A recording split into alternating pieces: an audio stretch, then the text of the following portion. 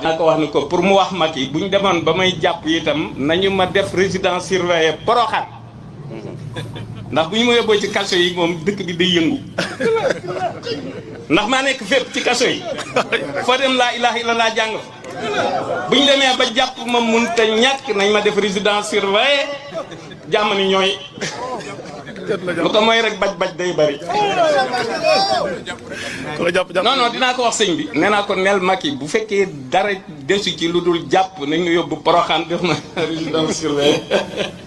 Macky sax ma diggee danaan kii day farcé rek mais farcé wu ma de waxoon naa fi Ablaye Wade fexe leen ba ma jàpp ma fexe leen nu ñu ma jàppee te du ma rey nit du ma agressé kenn du ma kii fexe leen nu ngeen ma jàppee vraiment tey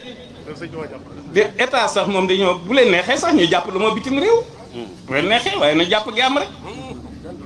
mais bu ko neen bu kenn dama rey nit mbaa dama wut drogue bu kenn wax loolu nee na nañ ne rek daa bëgg ku ko jàpp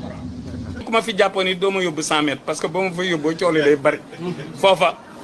ay Modou Kara ka fa nekk xaw ma kaso ba may yóbbu waaye bu mu doon kaso yi waaw xanaa ñu def ma résidence surveillée fële Porokhane